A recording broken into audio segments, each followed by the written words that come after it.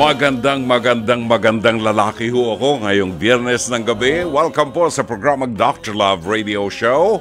Ngayon po ay Friday. It is the 28th day of June. Patapos na po ang buwan ng Hunyo hanggang Sunday na lang. Pagpasok natin Monday, next week, aba, Hulyo na po yan. Palapit na tayo ng palapit sa Kapaskuhan. Magandang gabi sa inyo. Samahan niyo kami hanggang mamayang alas 11 ng gabi. At tayo po ay marami tayong mapag-uusapan ngayon. Marami tayong mga tatalakayin ngayon. Siyempre, kasama ho dyan ang mga liham kasaysayan na ipinapadala po ng ating mga tagapakinig sa programang ito. Sa mga regular na mga Dr. Lovers po natin, ang pagbati namin sa inyo at pag-anyaya sa inyo na samahan kami until 11 o'clock tonight, Friday evening, sa ating programang Dr. Love Radio Show, sapagkat tayo po ay napapakinggan sa buong Mega Manila. Iba't ibang lalawigan po yan. Mega Manila sa 92.3 Radyo 5 True FM at kasabayan pong napapanood at napapakinggan po sa Facebook page ng 92.3 True FM. Pakiusap namin, pakishare po ninyo ang ating live stream sa ating episode tonight para mapakinabangan naman po ng ating mga kapatid na mga nanonood din. Siyempre, i-follow po natin, like and share ang aming mga social media accounts. Ito po ay at Radio 5 True FM sa X. Ito po yung formerly Twitter, Threads, Instagram, Facebook, and TikTok.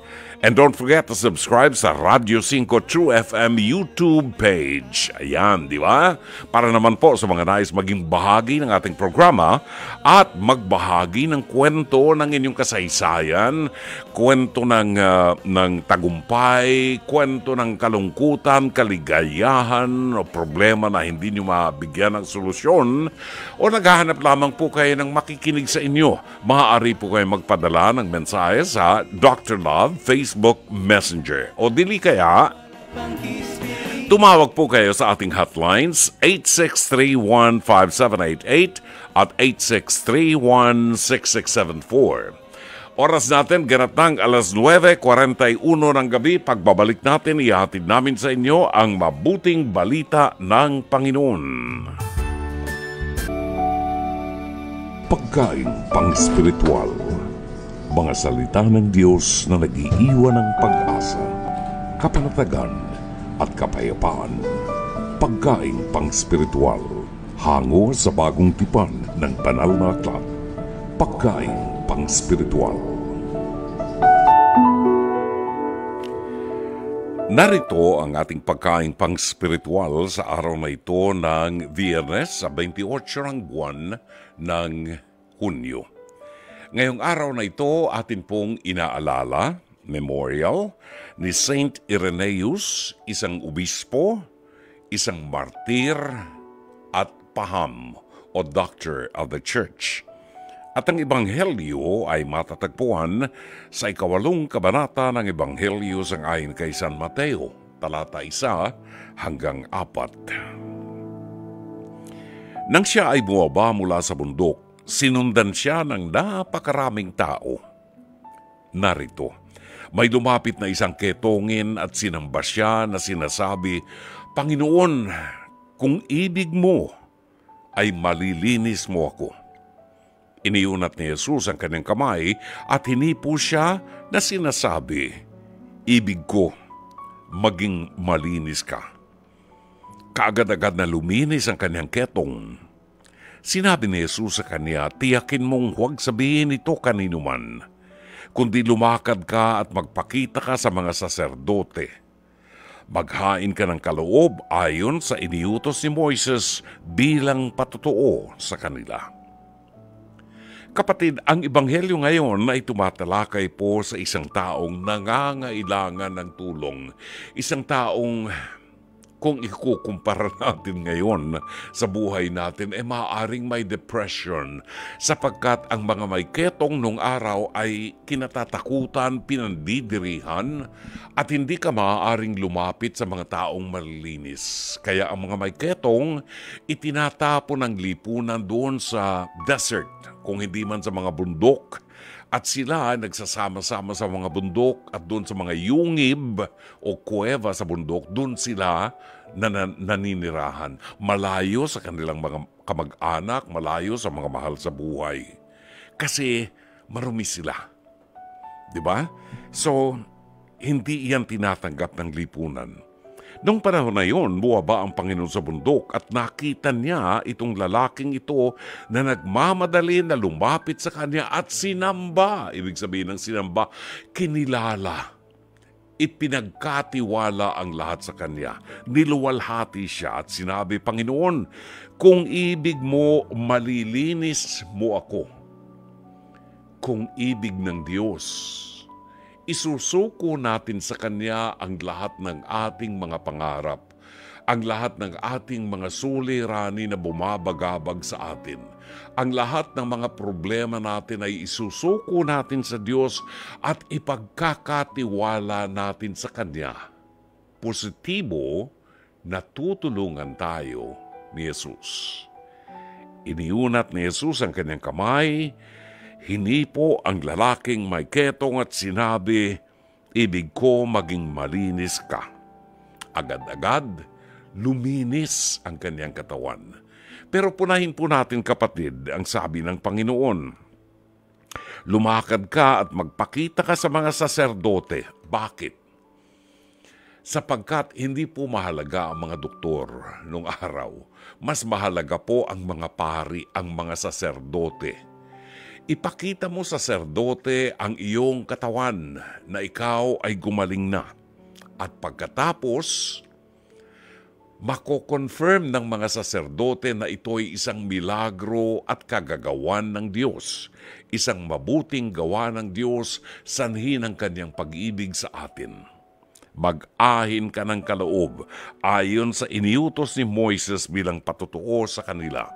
Tandaan natin noong mga panahon na iyon, ina-apply ang Mosaic Law, ang batas ni Moses. At kasama sa batas ni Moses, iniuutos niya na kapag ganito ang nangyari, tinugon ng Diyos ang iyong panalangin, ikaw ay mag-alay. Anong alay? Kadalasan ito ay mga ibon, mga kalapati, bato-bato, couple of birds, mag-asawang ibon o, dalawang kalapati.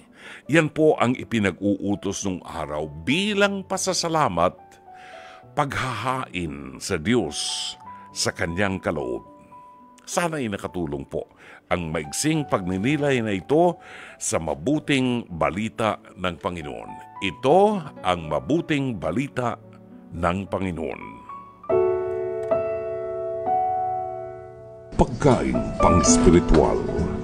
Mga salita ng Diyos na nag-iiwan ng pag-asa, kapanatagan at kapayapaan. Pagkain pang-spiritual. Hango sa bagong tipan ng banal na aklat. Pagkain pang-spiritual.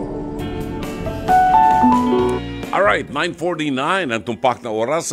Bahaging ito atin namang papanoorin po ang itinampok natin kaninang umaga sa Face to Face na mapapanood po Lunes hanggang Biyernes sa TV5 alas 10:15 hanggang alas 11:15 ng umaga. At may replays po ito sa Signal TV 1PH alas 8 ng gabi hanggang alas 9.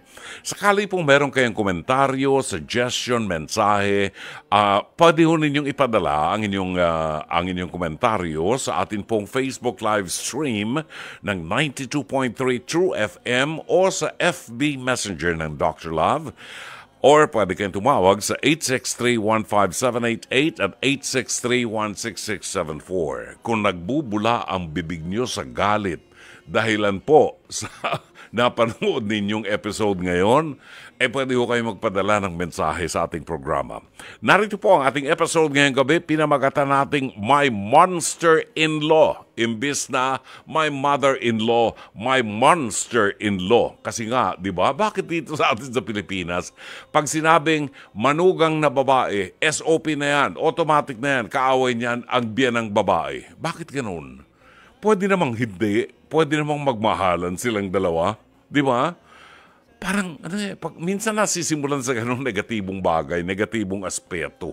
Alamin natin, panoorin po natin ang ating Pest to Pest, Hear It ni Dr. Love. Ano ang inirereklamo mo tungkol sa hilaw mong biyanan? Yung sa kuryente po, sabi po niya po, kasi chinichismis po ako, sabi po hindi daw po ako nagbabayad ng kuryente. Pero lagi naman po kami advance kung magbayad. Tsaka po dun po sa tindahan, kuha daw po kami nakuha. Bayad naman po kami palagi. Tapos, sino yung sinasabi na palagi kayong kuha ng kuha kasama yung mga anak mo? Yung biyanan ko po, tsaka Oo, pero yung mga anak mo daw kuha ng kuha, opo, ganun? sinasabi. Pero mga apo niya yun. Yun nga po eh. Yung mga bata nga po, hindi nga po nila babantayan para po mapagtrabaho ko. Okay, pero hindi naman nila obligasyon bantayan yun, no, Yun nga po, Edeline? inaano ko po kasi sa kanila, pag po nagtrabaho ko, ang gusto ko naman po, mag-abot-abot sa kanila, magbigay po. Kumbaga, hinihiling mo lang yung Opo. pakitignan yung mga bata para Opo. makapagtrabaho kasi para ka. po matulungan ko rin po sila. Pero Edeline, ano ba ang trabaho ng partner mo? Ito yung partner mo, ang nanay niya yung nang-aapi sa inyo. Ano po, construction lang po. Yung buong pamilya ba, nakatira ba kayo sa biyanan Di, mo? tapat lang po. Magkatapat po kami. Ano nakatagal tong problema nyo sa kuryente? Ano ba yung sinasabi ng sa kuryente? Taon po. Anong nagkagulo po kasi po nung sa kanila po, naputol po kasi, kaya nagpanibago po kaming apply. Ayun nga po, ngayon po nagkakagulo po dahil po ang laki daw po ng kuryente. Nagpapakabit po kasi sila sa mga kapitbahay po eh. Hindi na lang po nila yung kapitbahay po yung tanggalan. So sinasabi mo, nagbabayad ka naman advance Opo. pa. Meron ba kayong kasulatan or meron ka bang, I'm sure, walang resibo, no? Wala po. Meron ba kayong parang agreement or ano man lang, ebidensya na nakapagbayad ka, ganun? Wala po, nag-uusap lang po kami pag Yan nagbabayad ang po mahirap. Yan ang mahirap. So tignan natin, pakinggan natin kung ano nga ba ang totoo. Heto ang pakialamera daw niyang biyanan na hilaw. Nanay Alma, pasok.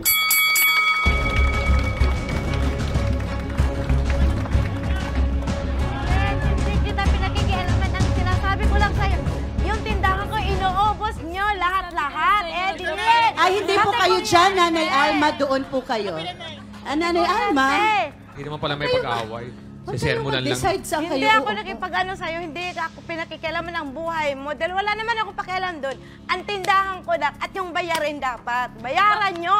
Hindi dapat yung... naman kami sa inyo. Edeline, hindi. Anong binabayad nyo? Posible Sabi nyo naman wala hindi. kayong pera. Lagi naman tayo Nanay kayong Alma, pera. tanong ko sa iyo, ito bang may mga utang sa iyo ay kasama ang mga apo mo? Opo, ma'am. This is your time to shine. Ma'am, ang inano ko lang naman sa kanila, yung tindahan ko, dahil galing sa utang yon. Kailangan ko lang magpursige dahil parang magkakaroon din ako ng pagkakitaan ko. Ang anak niya, kuha ng kuha. Pag pinagsabihan mo, nagagalit pa sila lahat. Ilan pong At anak? madamot daw Ilan ako. ang anak nila? 3, ma'am. 3 apo mo. Ano ba ang mga Dalawa ang kumukuha, pati sila maghapon. maghapon? Gusto Ano yung nila mga doon kinukuha? na kukunin nila lahat. O, ano kinukuha? Kape, tinapay, lahat na, soft drinks. Nagbibigay ka naman sa mga apo mo Binibigyan ko ng sila, ma'am. pang-merienda. Opo, ma'am. Pero sobra-sobra naman ang pagbibigay ko kasi kaya ang tindahan ko, patay sindi sa ginagawa nila. Ako lang nagsisikap. So every time na kukuha, Nanay Alma, hindi mo ba nahihindian? Para talagang hindi pwede ngayong araw na ito, buong linggo walang uutang. Hindi, ma'am. Pag sinabi nilang kukuha, ay talagang kukuha sila. Hindi ko sila mapipigilan. Iiwanan ko sila sa tindahan. Pagbalik ko, wala na yung tinda. Pati pirahan ko, wala nang laman. Matutuwa ba ako doon, ma'am? Totoo ba Oo. ito, Edeline? Sino pagbibigyan? Yun nga po, kumukuha nga po kami. Pero po pag nag-aabot naman po ako sa kanya eh. Naglalaba nga po ako eh. Nag-ano po ako, may extra Pero po. Edeline, dapat ang kinukuha nyo nakalista, ha? O yun nga po, Para sinabi alam ko nyo nga rin po yung- kay mama, sabi ko, ma, ilista mo lahat yung utang ko. Sinasabi niya, mag-abot na lang daw ako. Eh, nag-aabot naman po ako, kada sahod ko naman po, nagdalabaw nga po ako Pag wala Alam pong- nyo, ang nangyayari kasi sa inyo, wala kayong tamang pag-uusap or kasunduan, 'di ba? Ano bang nirereklamo mo talaga? Yun nga po, sa kuryente po. Ano yung nangyari sa kuryente, Aling Alma? Totoo lang, ma'am. Yung kuryente namin, ang laki. Paano? Ako lagi ang nag-intindi. 2 buwan bago kami makakabayad. Dahil pag sinisingil ko sila, minsan may trabaho at wala. Naghahagilap ako ng pambayad. Sila hindi nag-iintindi. Ako pa rin, lahat. Yung ba naman yun? Iintindihin ko pa lahat sila? Obligasyon ko ba naman lahat yun? Aling Alma, tama ka naman dyan. Pero Edeline, ano yung sinasabi mong nagbabayad ka naman? Advance pa. Opo, nagbabayad naman po ako eh. Tuwing pagkatas ko maglaba, pag wala pong tumatama sa akin sa ending, inaabot ko nga po sa kanya eh. Naabot ko sa inyo, ma. Pag wala nag-aano sa akin sa ending, tumatama nagbibigay ako Kulang na kulang, ma'am. Hindi sapat. Kaya nakulang kasi, kaya naputulan ng kuryente. Opo, Umabot ma'am. kayo sa... Kasi dapat ang inaano nyo, yung mga nakakabit sa inyo, tanggalin nyo, hindi yung kami yung dahil hindi lang daw sila yung nakakabit. Nagbabayad naman po sila talaga, pero hindi naman sakto tapat daw sa binabayaran namin. Okay, pero magkano ba ang kulang? Ano ba itong kulang Ano kasi na ang maabot talaga, ang kuryente namin, ma'am, kulang-kulang 9,000. Sa isang buwan po yon. Grabe. Pag sininyan Ba't ko ang sila laki? naman, laki. Ayun nga po, yung mga kapitbahay po kasi namin doon, pinakabit nga Bakit po po nila. kayo nakapagpakabit Tapos ng kami kap, po hindi yung nagbabayad? Nagbabayad, ma'am, kaso lang talaga, wala sa panahon. Kaya din ako, nagagalit din sa kanila. Wala akong nagagawa doon kasi naaawa naman ako kasi kamag-anak din. Ma'am, kasi Kaya nga sabi po, ko Okay, sa so kanila, bakit si paghati-hatian. Edeline ang nagsasakripisyo? Sila lang dapat ang nakakaintindi sa akin. Nahihingihan ko sila ng tulong. Natulungan nila ako. Alam niyo mga lola at mga lolo, lahat halos ibinibigay namin sa aming apo. Kung may tindahan, kung may sari-sari store, kung anong ituro ng apo, sige lang, oo, hindi na sinisingil. Ewan ko ba kay Aling Alma, bakit talagang hirap na ba ang buhay natin at pati yung merienda ng apo natin, sisingilin mo pa. Talaga bang gano'n na kahirap? Ang mga lola, they go out of their ways to support the, apo. Sana Aling Alma at Edeline, ma-settle yung inyong pagkakaiba, no? Sistema lang siguro kung nagbabayad ka, kumuha ka ng listahan ng binayaran mo para hindi yung iaasa na lang natin sa memory ni Nanay Alma. Kasi busy din naman si Nanay Alma. Meron siya ibang sinusuplayan ng kuryente, may may negosyo siya, may tong-its. Mahirap na kasi pag nagtutong-its, focus doon ang isip mo, di ba? Kay Lot,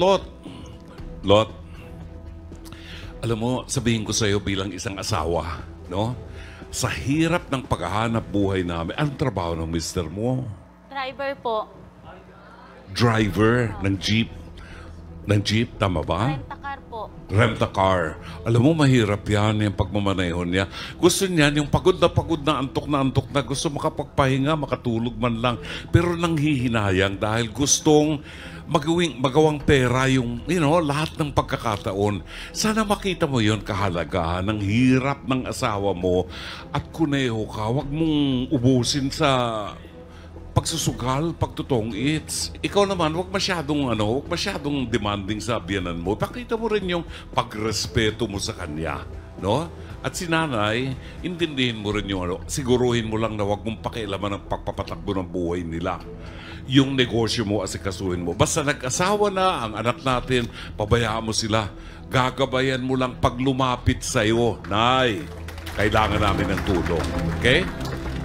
Bigyan mo na ng independence yung mga bata. Yung singilan ninyo, ilista para maliwanag. Mama Carla, salamat. Maraming salamat, Dr. Love. Walang anuman, Mama Carla. Ang katotohanan yan, itong si Aling Alma, yung biyanan, nauubos po yung kanyang paninda dahil nasa kanya maghapon yung kanyang mga apo. Mga apo, kuhanan ng paninda, siguro lamang, hindi naman kalakihan naman yung kanyang tindahan, hindi naman grocery, di ba? Tinapay, kukunin dyan, kape, kukunin dyan, hanggang naubos na sa maghapon. Wala na nga naman kinita yung, magkano lang naman ang tutubuin dyan sa sari-sari store na ganyan, di ba? So, naunawaan ko rin si Aling Alma. Hindi sa ayaw niya dun sa kanyang mga apo, hindi sa ayaw niyang bigyan yung kanyang mga apo, kundi binibigyan din niya mga apo niya, kaya lang nauubos yung kanyang paninda dahil maliit lang at utang din yung kanyang puhunan, di ba? Now, ang sa akin dito kay Aling Alma, mas makabubuti kung problema ang pagbabayad sa Meralco dahilan sa mga gumagamit ay mga kapitbahay mo at kamag-anak na nakakonekta sa iyo, putuli na ang koneksyon ng kuryente sa kanila kung hindi sila nakakabayad at nang maibsan ang hirap mo ang mga bayarin mo. Kay Edeline na manugang, kailangan respetuhin din natin ang ating mga biyanan sapagkat yan ay, biyanang hilaw, diba? Yan ay ina ng iyong kinakasama.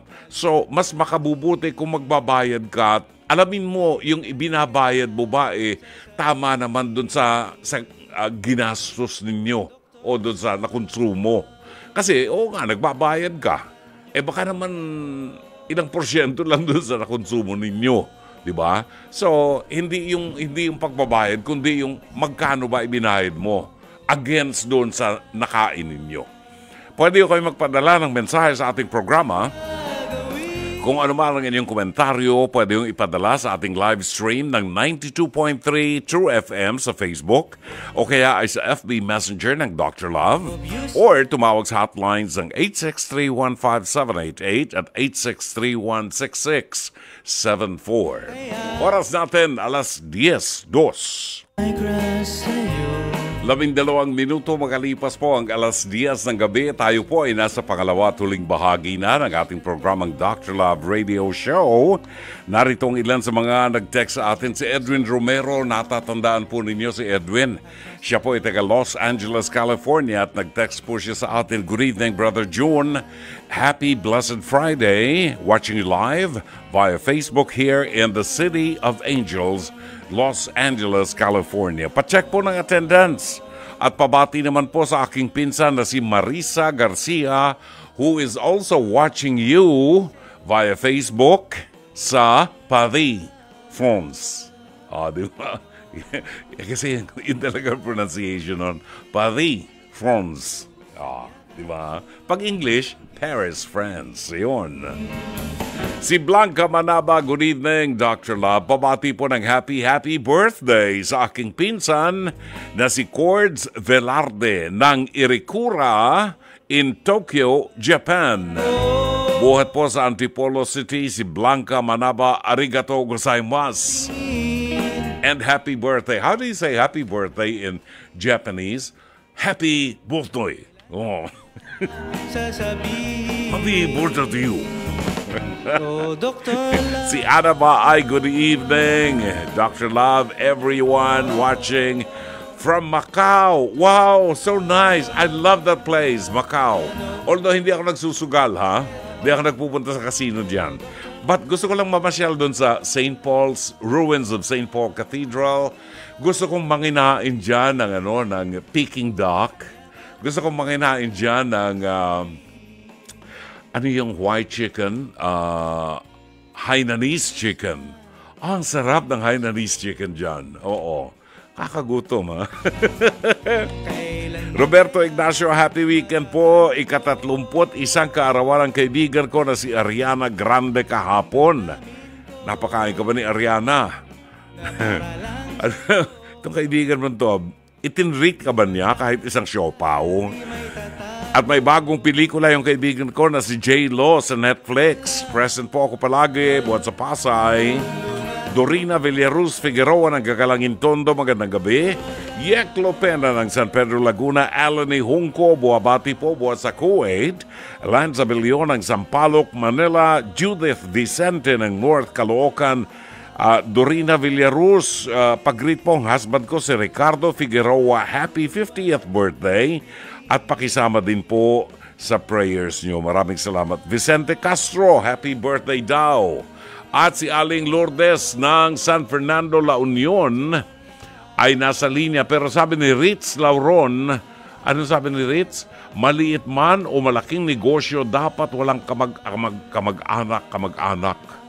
Kung utang-utang, dapat bayaran. Malulugi talagang tindahan ni ate kung ganyan. Hindi ba kung malaki yung tindahan, pero tandaan nyo, ang puhunan niya, inuutang lang niya. Ibig sabihin, maliit lang yung kanyang paninda. Pag nasugod yan ng mga apo, Di ba? Okay lang, bigyan mo yung mga, chichiri ang mga apo mo. Pero kung araw-araw na lamang ganun, ilista mo naman at isingilin mo dun sa mga magulang ng bata. Di ba? Kasi hindi ka naman mayaman Sabi ni Boots sa Spanyola, ganyan talaga madalas hindi kasundo ang mga biyenan kasi gusto ng mga yan, sila lang ang reyna. Wala nang iba, sabi ni Boots. Hindi doon ka sa bahay mo, ikaw mag-reyna doon sa bahay mo. Huwag kang magre-reyna sa bahay ng biyenan mo, di ba? Pag sakop ka ng kanyang kaharian, siya reyna doon sa bahay niya. Kung nakikitira kayo sa biyenan nyo, hindi pwede. Kaya ako, mga anak ko, after 6 months, pinapalayas ko na yan. 6 months lang sila nasa bahay ko. Ang purpose ko para makilala ko ugali ng aking manugang. After 6 months, layas na, whether you like it or don't. Bakit? Kasi, kaya nyo nang maghubad ng brief. Kaya nyo nang maghubad ng panty, makapagtali kayo sa asawa nyo. Pwede na kayong magtayo ng sarili nyong kaharian. Ready na kayo dyan, huwag na kayong umasa sa akin. Kasi, kung nakatira kayo sa akin, pati kuryente, tubig, pagkain, akin pa rin yan. Gusto nyo naka-aircon pa rin kayo. Di ba? So, hanap kayo ng sarili nyong kaharian nyo. Shout out kay Teacher JC Calasikas na ngayon daw ay kumakain ng inihaw at chicharong bulaklak sa labas ng ospital. Si JC nanginain ng inihaw na baboy at chicharong bulaklak sa labas ng ospital para pag tumaas ang kanyang high blood, malapit na siya sa ospital. Wise Alright, puntahan po natin ang San Fernando, La Union. Alamin natin kung ano masasabi ni Aling Lourdes na babati po sa atin ng isang maganda, mapagpala at mabiyayang gabi, brother. Aling Lourdes. Nalaglag si Aling Lourdes.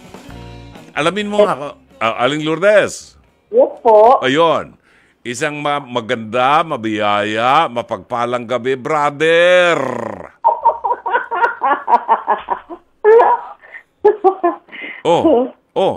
Ano? Bati na. Isang maganda. Isang maganda, mabiyaya at mapagpalang gabi sa iyo, brother. Sabi ko na. Anong masasabi niyo, Aling Lourdes, doon sa ating pes to pes? Tama naman po si Aling Alma, brother, kasi yung puhunan niya po, inuutang niya lang. Pagkatapos uutangan pa po, tapos wala pong bayad-bayad, ay malulugi po yung kanyang tindahan. Nagbabayad naman, pero hindi sapat doon sa nautang. Opo. Oo. Kahit na po dapat ililista dapat nililista para alam. Ay, kasi mahirap din po talaga yung ganyan na may tindahan tapos puro utang. Naku, wala pong mangyayari dyan. Wala. Oo. Kawawa naman po yung nagtitinda. Oo. Kaya may katuwiran din po si Aling Alma na limitahan naman sana rin niya yung kanyang pagpapautang sa kahit masabihin pang mga apo. Anak o apo, kailangan din po talaga na magbabayad. Paano mo naman sasabihin sa mga apo mo na gusto magmerienda, gustong kumain ng chichirya? Paano mo sasabihin, hindi kita mabibigyan ngayon kasi hindi nakakabayad ang nanay mo di ba?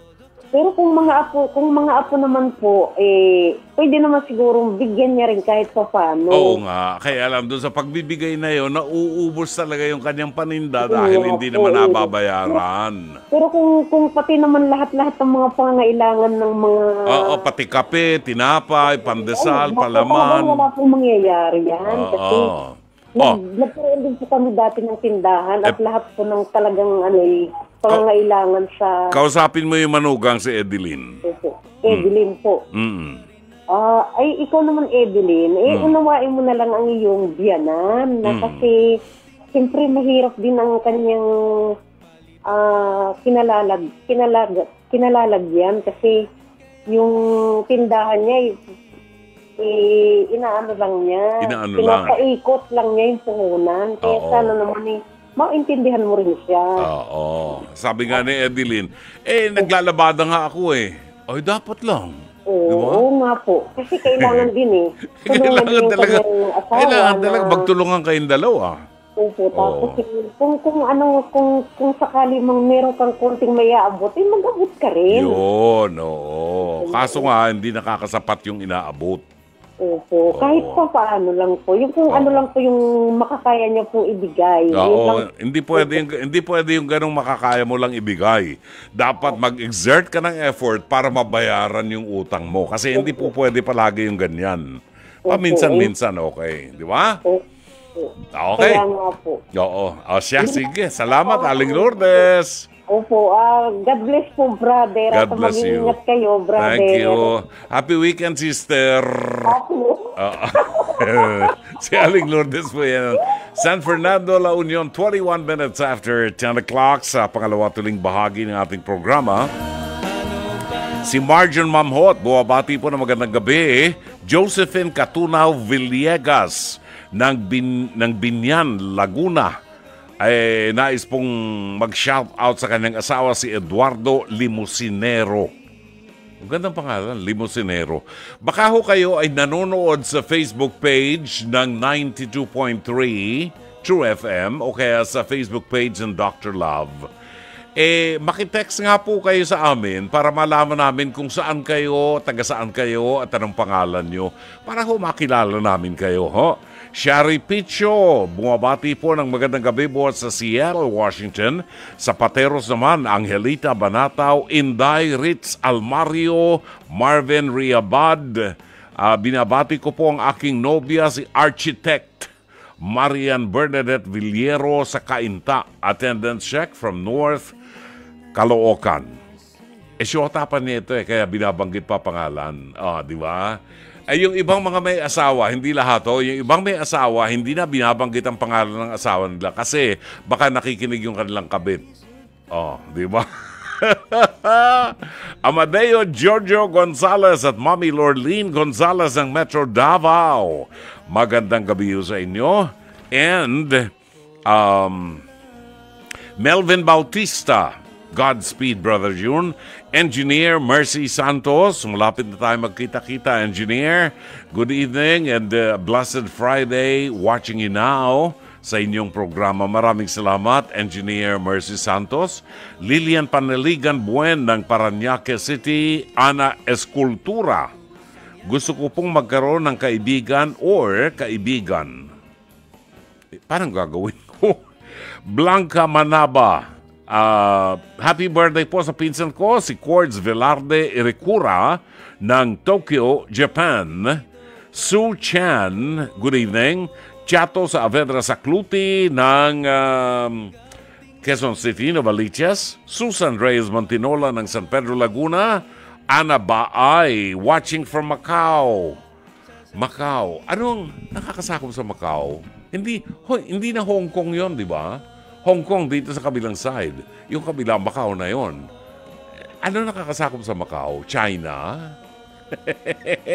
Taiwan? Hindi ko alam. Basta, ang sarap ng pagkain nila dyan. Oo. Namimiss ko tuloy ang Namimiss ko ang Hainanese chicken. Oo.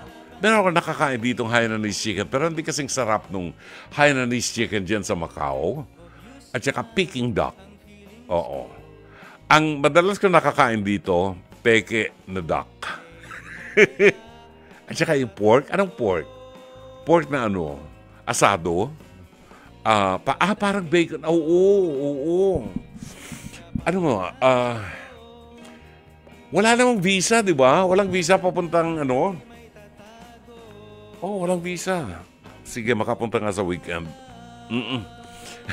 Kapunta tayo sa weekend. Magpabook na ng hotel para pagkakain natin matutulog na. 10:25 is our time. Babalik po ang programang Dr. Love Radio Show at ang liham kasaysayan na ating itatampok ngayong gabi. Ang title po niyan, Dreams and Memories, inawit ni Perry Como. at 38 minutes after 10 o'clock. Narito ang liham kasaysayan padala sa ating palatuntunan ni Wena ng Donsol, Sorsogon. At kung sakali po na meron kayong kasaysayan na gusto pong ibahagi sa ating programa, mga kwento ng inyong pag-ibig, kwento ng tagumpay, kabiguan, mga suliranin, maaari po kayong magpadala ng inyong mensahe o liham kasaysayan sa Dr. Love Facebook Messenger. O dili kaya tumawag po sa ating hotline sa 863-15788 at 863-16674 for live counseling. Narito ang kasaysayan ni Wena. Dear Dr. Love, tawagin niyo po ako sa pangalang Wena. Ako po ay isang Bicolana mula rito sa Donsol, Sorsogon. Isa po akong single mom at meron akong isang anak na second year college na ngayon. Kasal po ako sa tatay ng anak ko, pero naghiwalay kami noong 9 years old pa lamang po ang aking anak. Hiwalay man kami ng tatay niya, I make sure na may time para sa aking anak, with her dad at sa in-laws ko. In all fairness, mababait po ang in-laws ko and I never cut ties with them kahit hiwalay na kami ng anak nila. Ito ang problema ko, Dr. Love. Kahit sa akin lumaki ang anak ko, parang malayo ang loob niya sa akin. Hinahanap ko yung closeness ng mother and daughter, pero wala akong nararamdaman mula sa anak ko. Gumagawa ako ng paraan para magbonding kami sa labas, but she's just physically present and nothing else. Naiinggit nga ako sa in-laws ko dahil tuwing nasa kanilang anak ko, ang saya-saya ng daughter ko. And she always looks forward sa time na pupunta siya sa in-laws ko. Sa pagkakaalam ko, ginagawa ko naman ang lahat bilang nanay ng anak ko, pero sadyang malayo ang loob niya sa akin. Gusto ko sana siyang kausapin about this, pero napaka-sensitive kasi ang anak ko. Natatakot din akong mas lalong lumayo ang loob niya once I raise this concern to her.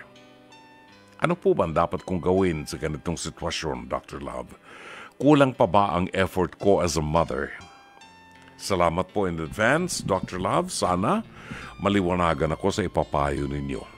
Again, maraming salamat. Umaasa, Wena ng Donsol, Sorsogon.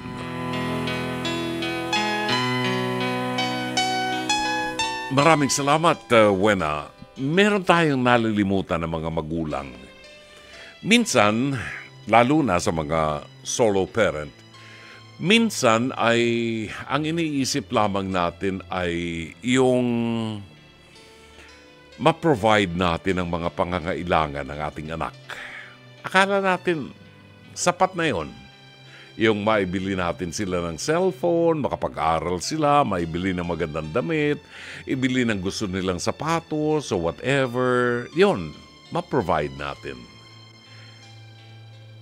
Iyan ay nalilimutan natin sapagkat ang focus ng ating isipan ay maibigay ang lahat ng pangangailangan niya para hindi siya malungkot.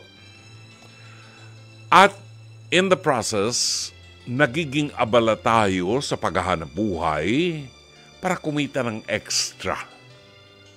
And so minsan, lalabas tayo, kasama siya, kakain sa labas, and mapupunan natin na hindi panatag ang loob ng ating anak. Maaaring napapagalitan siya madalas pag nasa bahay, di ba? Pero ang mahalaga, lalo na kapag solo parent ka, kailangan ay maging kaibigan mo ang anak mo. Hindi niya kailangan ng nanay, ang kailangan niya ay kaibigan. Kasi maaaring nakikita niya na kulang yung kanyang pamilya, wala yung tatay niya. At itong bagay na ito ay talagang dapat nating i-consider. Pero kung nararamdaman ng anak mo na meron siyang kaibigan sa katauhan ng kanyang ina, open siya, nakakapagkwento siya. Baka kasi wala kayong time para magkwentuhan. Baka nga, kakain nga kayo sa labas, pag upo niyo sa restaurant, kain na lang na kain. Pagkatapos kumain, uuwi na kayo. Kailangan may panahon para magkwentuhan. To be a friend to her. Huwag kang matakot sa kanya na sumama ang loob niya. Kung maganda ang pagpapaliwanag mo that you want to establish something, a good friendship with your daughter. Kung nakikita mo na ang anak mo ay masaya kapag umuwi doon sa kanyang mga partidos ng kanyang ama, siguro ay nakakatagpo siya ng someone who is willing to listen to her, someone she can trust, someone who is a friend to her. Hindi pa huli ang lahat, Wena. Maaaring naunawaan ko na baka nakafocus lamang ang iyong isipan doon sa paghahanap buhay para maibigay mo yung mga pangailangan niya. No? Pero hanggang maaga pa. Spend more time with her.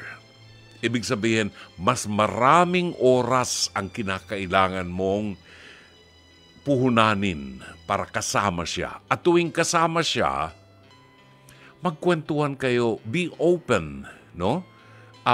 Ibukas mo ang damdamin mo sa kanya and let her feel that you want her to be your friend. Hindi siya anak, hindi ikaw ang nanay, kundi kaibigan kanya.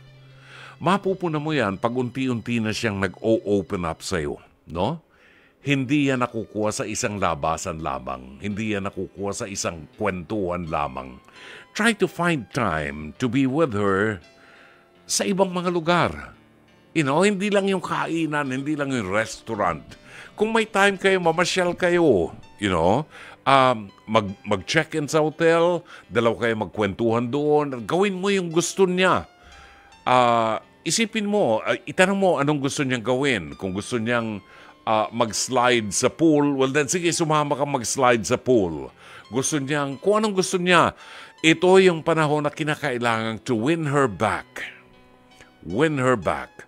Ay oo, Jake, magandang idea yan. Nalilimutan natin yan. Alam mo, sabi ni Jake, yung ating executive producer, Wena, subukan nyo kayong dalawa magpa-manicure kayo. Manicure, pedicure, foot spa, o magpamasahe. Spend a little with her, time and money.